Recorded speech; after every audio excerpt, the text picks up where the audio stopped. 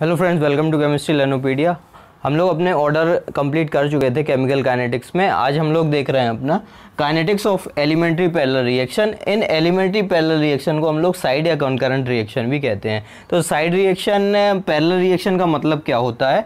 Parallel reaction का मतलब है हमारे पास कोई एक रिएक्टेंट है, उससे कोई दो प्रोडक्ट अगर बनते हैं तो उनमें से एक मेजर होता है और दूसरा माइनर होता है। जब हम लोग ऑर्गेनिक रिएक्शन पढ़ते हैं तो जनरली हम लोग ये देखते हैं, ऐसे ही भी बात करते हैं कि जो रिएक्शन स्टीरियो स्पेसिफिक नहीं होती है जैसे, तो उसमें कभी कभी क्या होता है कि एक मेजर प्रोडक्ट बनता है और दूसरा माइनर प्रोडक्ट बनता है। मान लीजिए कि हमारे पास कोई और नाइट्रोफिनॉल है। मान लीजिए कि हम लोग फिनॉल लेके चल रहे हैं अपने पास, ठीक है। तो फिनॉल का जब हम लोग नाइट्रेशन कराते हैं तो ऑर्थोनाइट्रोफिनॉल भी मिलता है और पैरा नाइट्रोफिनॉल भी मिलता है। तो इस तरीके से इसमें से कुछ एक मेजर होगा और कोई माइनर होगा। सो जो जनरली हम लोग ऐसे देख लेते हैं कि मान लीजिए हमारे पास कोई एक रिएक्टेंट ए है, उससे कोई प्रोडक्ट बी बन रहा है और रिएक्टेंट ए से ही सी बन रहा है।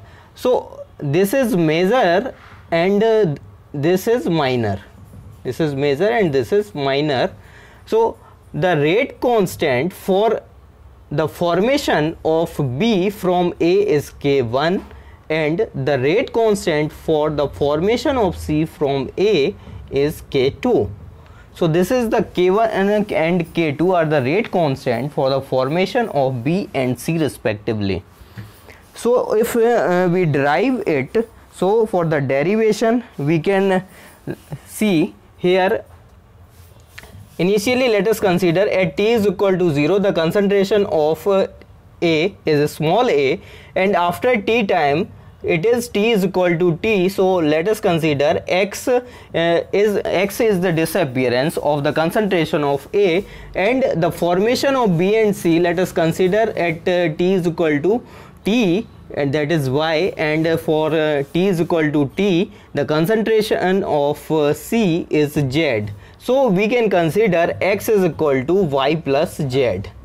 X is equal to, that means कि X जा रहा है और कितना बन रहा है वो B का, मान लीजिए Y बना रहा है और C का कितना बना रहा है, Z बना रहा है। So X is equal to Y plus Z लिख सकते हैं। अब हम लोग नेट रेट अगर लिखें, so the net rate of disappearance of A, the net rate of disappearance of A is equal to net rate of appearance of B plus net rate of appearance of C. So disappearance में हम लोगों ने क्या पढ़ा था? disappearance में हम लोग माइनस साइन यूज करते हैं। तो A का क्या हो रहा है? disappearance या डिफॉर्मेशन हो रहा है। सो DA minus DA is upon DT is equal two plus DB by dt plus dc by dt। अब यहाँ से हम लोग ये देखेंगे कि देखिए dv बाई dt की वैल्यू क्या होगी? K1A होगी प्लस dc बाई dt की वैल्यू K2A होगी, क्योंकि दोनों के लिए ये रिएक्टेंट क्या है? A है ना।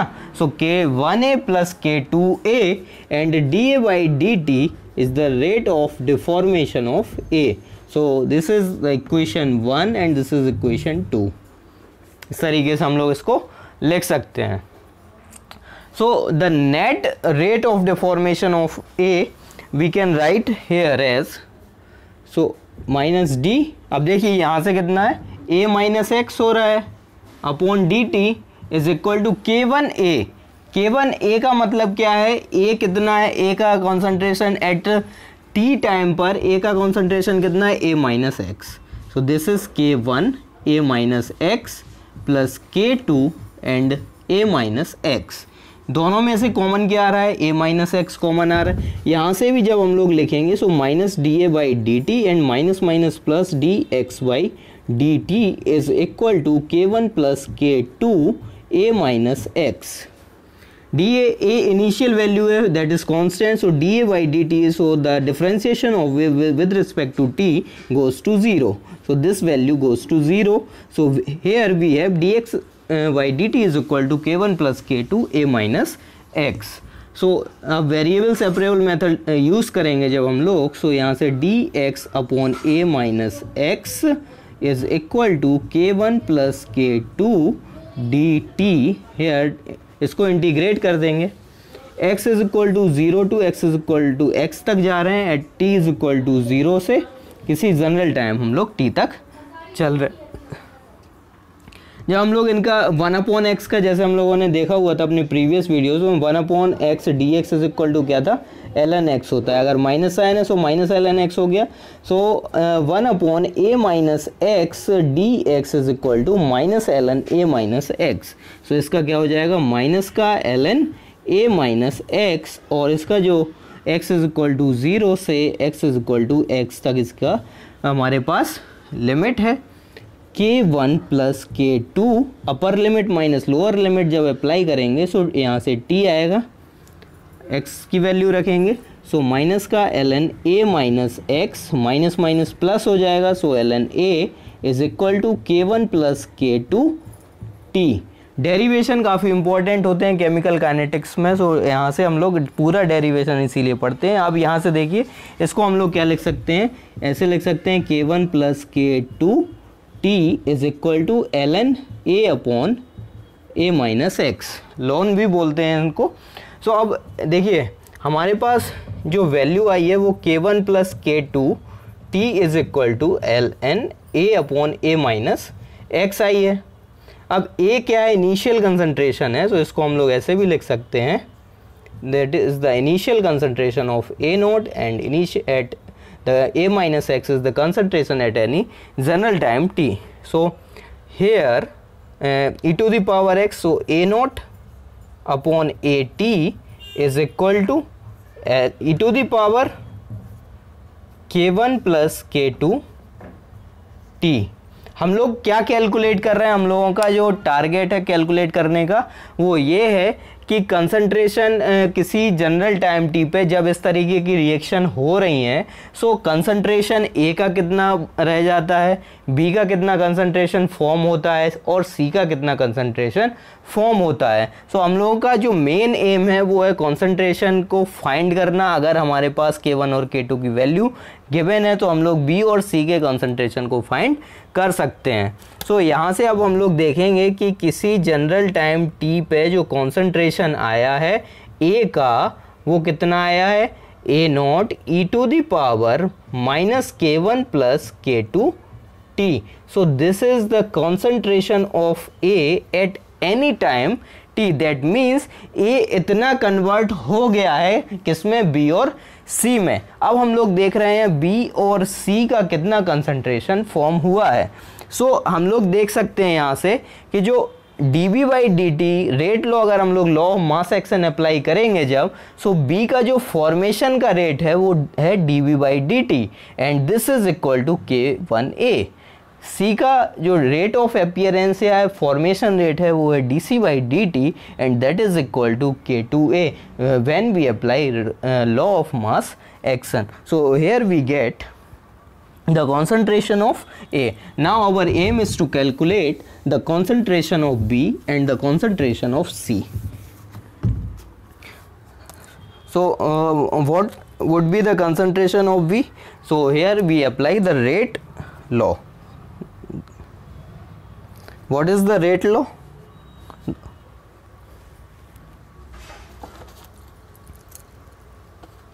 So what is the rate law? Apply करिए यहाँ पे, dV by d t is equal to कितना हो जाता है, dV by d t is equal to हो जाएगा, किससे बन रहा है B, K1 उसके लिए रेट कांस्टेंट है, K1 क्या है, रेट कांस्टेंट है, this is the rate constant value. So dB by d t is equal to K1A, rate constant है ना, सो K1A, A क्या है, concentration at any time T, concentration at any time, so dB by t t is equal to कितना हो जाएगा, K1, A1 की value देखिए कितनी आई थी, A1 की वैल्यू आई थी A nought e to the power minus K1 plus K2 T, ये आया था। B का कॉन्सेंट्रेशन हम लोगों को फाइंड करना है, दैट इज Y। अगर हम लोग इसको Y लिख दें, सो Y डी टी और वेरिएबल सेपरेबल मेथड अप्लाई करेंगे, so dy is equal to K1 A0. A0 is the initial concentration. The value of A0 is constant K1 plus K2 T. So here we take integration. So at T is equal to 0. So T is equal to T. So the concentration of Y is 0 to Y. That is 0 at T is equal to 0. The concentration of Y is 0, and at any general time T, the concentration of Y is Y. The formation of B is by. So here K1 is constant and A0 is also constant. So let us take out of the integration, and T is equal to 0. So T is equal to T E0 minus K1 plus K2 T. So जब हम लोग इसका integration करेंगे, so integration की value कितनी आती है, K1 A0 upon minus K1 plus K2. जितने से इस तरीके से हम लोग लिखते हैं, जैसे e to the power ax का हम लोग इंटीग्रेशन कर रहे हैं, e to the power ax dx है, तो x में जितने से मल्टीप्लाई होता है उतने से हम लोग क्या कर देते हैं, डिवाइड कर देते हैं इस तरीके से. यहाँ अगर माइनस है तो यहाँ पे माइनस हो जाएगा. तो यहाँ पे e to the power minus ax type है, सो यहाँ पे माइनस विद साइन लेंगे, so minus K1 plus K2 आ गया, and at as it is आ जाता है K1 plus K2 T. K1 plus K2 T. अभी भी हमारा ये कंप्लीट नहीं हुआ है क्योंकि अभी हमारे पास लिमिट बाकी है 0 to T. So applying upper limit minus lower limit. So on applying the upper limit minus lower limit we get K1 A0 upon minus K1 plus K2 e to the power minus K1 plus K2 T, and T 0. So minus minus हो जाएगा plus K1 A0 upon K1 plus K2. Here we get this value. So common क्या आ रहा है, K1 A0 common आ रहा है, K1 A0 upon K1 plus K2, और यहाँ से कॉमन लेने के बाद क्या बच रहा है, 1 minus e to the power minus K1 plus K2 T, ये आ रहा है.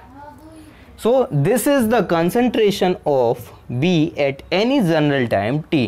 सो अब यहाँ से देख लेते हैं हम लोग C का कंसंट्रेशन अगर हम लोगों को कैलकुलेट करना है, सो क्या आ जाएगा, dC by dt is equal to कितना आ जाएगा, K2A dC बाई dt, क्योंकि C के लिए रेट कांस्टेंट क्या है, K2 है, B के लिए क्या था, K1 था, तो K1 के रिस्पेक्ट में हमारे पास ये वैल्यू है. जब सेम हम लोग अप्लाई करेंगे A से C के फॉर्मेशन के लिए, सो K2 इसके लिए रेट कांस्टेंट है, सो K2A आ गया. बाकी देखिए dC by dt is equal to K2A की वैल्यू कितनी थी, A0 e to the power minus K1 plus K2 T. So overall value सारी सेम है, केवल किसका डिफरेंस था, K1 का, और यहाँ पे है K2. तो जो वैल्यू निकल के आएगी इसको हम लोग बिल्कुल सेम मेथड अप्लाई करेंगे इसको इंटीग्रेट करने के लिए. सो concentration of C eight any general time T हमें क्या मिल जाएगा, K1 की जगह बस K2 हो जाएगा, बाकी वैल्यूज़ एज इट इज़ होंगी K1 प्लस K2. यहाँ से देखिए K1 था, बाकी ये सारी वैल्यू सेम चलेंगी, 1 minus e to the power minus K1 plus K2 T. So these are the concentration of, this is the concentration of A at any general time T, and this is the concentration of B at any general time T, and this is the concentration of C at any general time T. So यहाँ से अब इस तरीके से भी पूछ सकते हैं कि B और C के कॉन्सेंट्रेशन का रेशियो बताइए. B और C का जो कॉन्सेंट्रेशन का रेशियो है वो रेट कांस्टेंट के, उनके रेट कांस्टेंट के रेशियो के बराबर होते हैं. सो यहाँ से जब हम लोग डिवाइड करेंगे B और C को, सो यहाँ से very important, this is very important concept. So concentration of B at any time T and concentration of C at any general time T. So जब हम लोग डिवाइड करेंगे देखिए कॉमन वैल्यूज़ क्या क्या मिल रही हैं, ये ओवरऑल कॉमन है, तो रेशियो जब लेते हैं तो ये कैंसिल हो जाएंगे, K1 प्लस K2 कैंसिल हो जाएगा, A0 से A0 कैंसिल हो जाएगा, क्या बचा, K1 अपॉन K2। सो जो B और C का कंसंट्रेशन आता है वो उनके रेट कांस्टेंट के प्रोपोर्शन या रेट कांस्टेंट के अनुपात के बराबर आता है, रेशियो के बराबर आता है। सो अगर हम लोगों को K1 और K2 या किसी एक की वैल्यू मालूम है और नहीं भी मालूम है तो हम लोग इनसे क्या कर सकते हैं, रेशियो फाइंड कर सकते हैं और उसके रिस्पेक्ट में हम लोग उसकी वैल्यू फाइंड कर सकते हैं। इस टाइप का क्वेश्चन जून 2019 में आया था और उसको काफ़ी टफ क्वेश्चन माना गया था कि ये काफ़ी टफ क्वेश्चन है।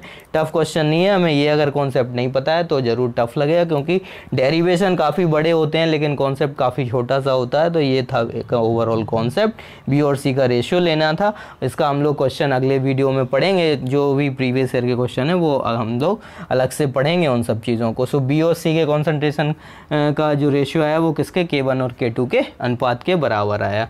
So this is the overall result for the elementary parallel reaction. अब यहाँ से हम लोग इस तरीके से ऐसे भी लिख सकते हैं। अब मान लीजिए कि हमारे पास ये हो गया, इसमें याद हमें रखना है ए का कंसंट्रेशन कितना है, बी का कंसंट्रेशन वो पूछ सकते हैं और सी का कंसंट्रेशन पूछ सकते हैं। तो अगर हम लोगों को ए का कंसंट्रेशन पता है, देखिए ए में क्या था, A naught e to the power minus K1 plus K2T। B में क्या आ जाएगा, बी में देखिए बी में आ जाएगा, बी का रेट कांस्टेंट कितना है, K1 है, ए नॉट तो रहेगा ही और डिवाइड कर देंगे K1 प्लस K2 से, 1 minus e to the power minus K1 plus K2। B आ गया सी में, और बी और सी के कंसंट्रेशन में थोड़ा सा डिफरेंस है, केवल K1 की जगह K2। जितना रेट कांस्टेंट होगा उतने से हम लोग मल्टीप्लाई करेंगे, बाकी चीज़ें एज इट इज़ रहेंगे।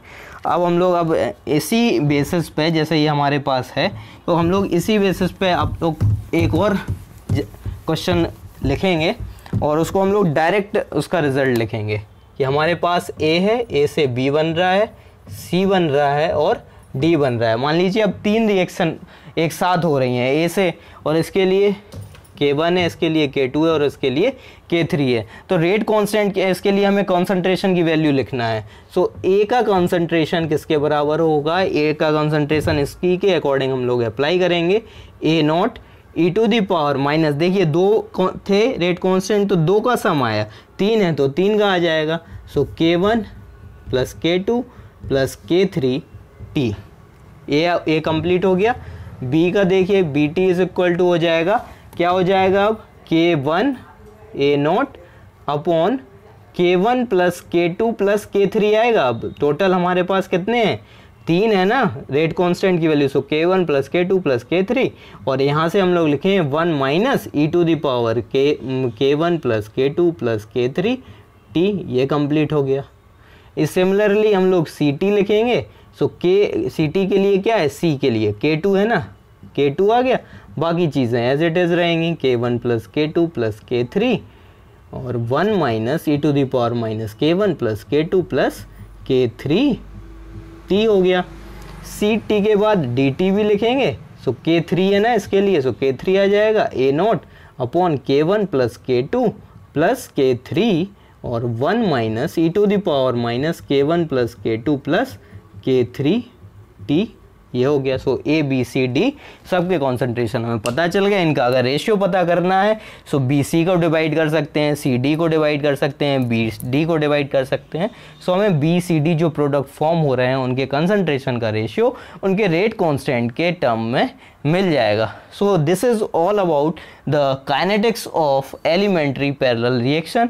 तो ये काफ़ी इम्पोर्टेंट है, ये IIT जैम में भी इस तरीके से क्वेश्चन पूछ ले जाते हैं और बाकी नेट और गेट में तो पूछे ही जाते हैं। साथ में जो UPSC जियो साइंटिस्ट का डिस्क्रिप्टिव पोर्शन होता है फिजिकल केमिस्ट्री की तरफ से, उनमें भी ये डेरिवेशन के रूप में पूछ लिया जाता है, क्योंकि डेरिवेशन पार्ट अगर हम लोग अपना नेट पर्पस से देखें तो ऑब्जेक्टिव होता है, लेकिन जो जियो केमिस्ट का पेपर होता है वो सब्जेक्टिव होता है, उसमें हम लोगों को ड्राइव करनी होती हैं चीज़ें। तो this is very important derivation for UPSC Jio chemist. तो आप लोग इसको देख सकते हैं, इनसे रिलेटेड जो हम लोग और भी वीडियोस हैं हम लोग अब केमिकल काइनेटिक्स को धीरे धीरे कंटिन्यू करेंगे। अभी बीच में स्वास्थ्य को लेके काफ़ी परेशान थे इसलिए वीडियोस नहीं आ रही थी। अब कोशिश पूरी करूंगा कि जो वीडियोस हैं वो 1-2 दिन में मैं अपलोड करता रहूँगा। केमिकल काइनेटिक्स जो कि कंप्लीट भी कराना है नेट के एग्ज़ाम से पहले। और दूसरा चीज़ ये है, हम लोगों ने थर्मोडायनेमिक्स पूरा पढ़ा है, उसके लिए मैं एक सेपरेट वीडियो क्रैश कोर्स की बनाऊँगा। आधे 45 मिनट से 1 घंटे की ओवरऑल वीडियो होगी जो कंप्लीट थर्मोडायनेमिक्स को कवर करेगी, सारे फार्मूलाज को कवर करेगी और उनसे रिलेटेड जो भी कॉन्सेप्ट आएंगे छोटे मोटे, उन सारी वीडियोस को हम लोग कवर करेंगे। सो देखते रहिए केमिस्ट्री लर्नोपीडिया, और चैनल पे जो नए हैं वो चैनल को सब्सक्राइब करें। Thanks for watching.